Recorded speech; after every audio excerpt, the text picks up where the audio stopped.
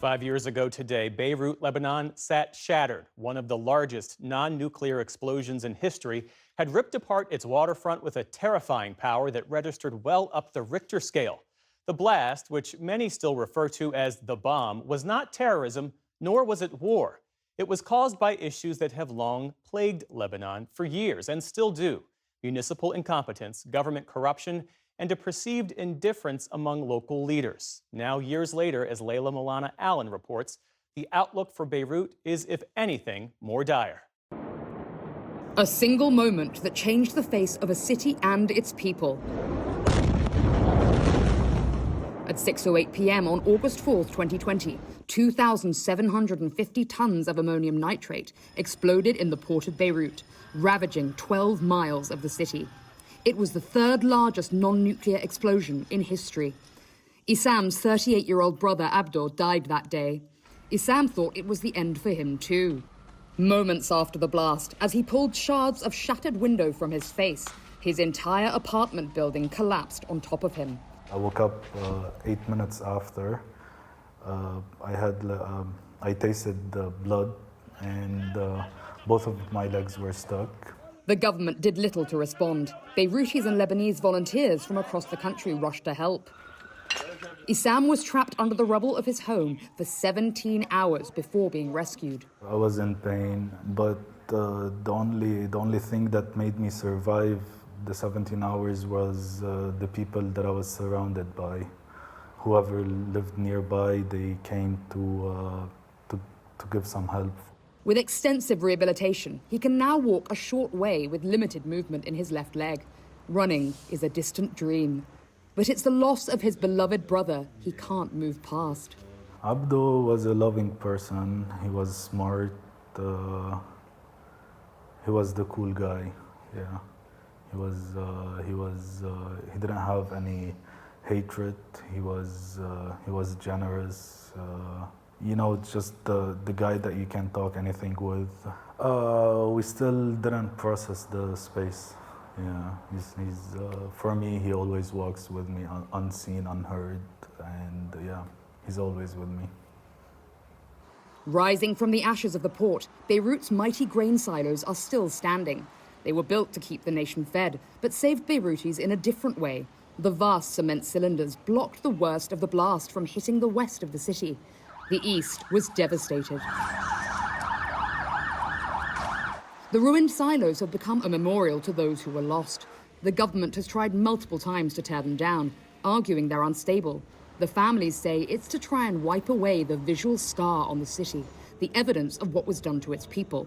They believe by their own leaders. The survivors who are struggling to be treated, to get the medication and all that, they left with nothing. We all come from different backgrounds, different religions, but we all stuck together, and we're against politicians. We're just Lebanese fighting for our rights. Yeah. Compounding the loss and lasting trauma is the sting of impunity.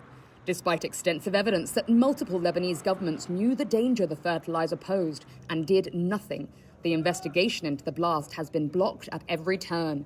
5 years on, no senior figures have been brought to justice, nor have the injured received compensation.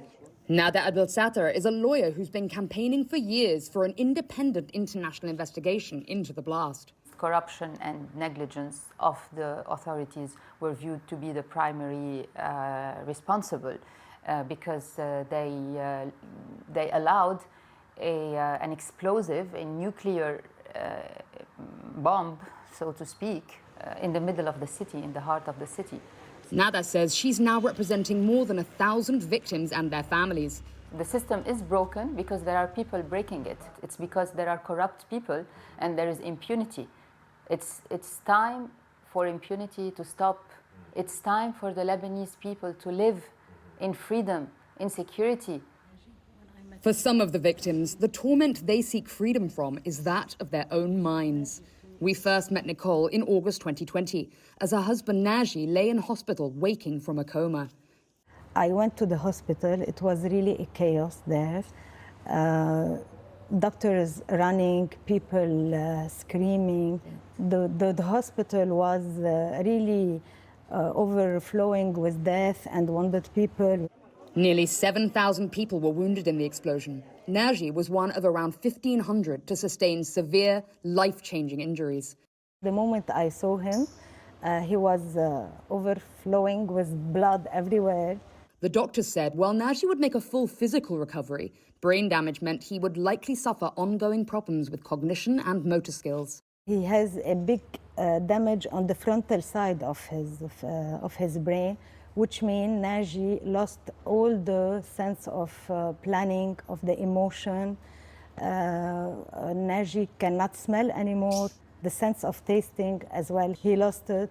He is a different version now. Nicole was just happy her husband was coming home. She didn't know the man coming back to her would be a different person.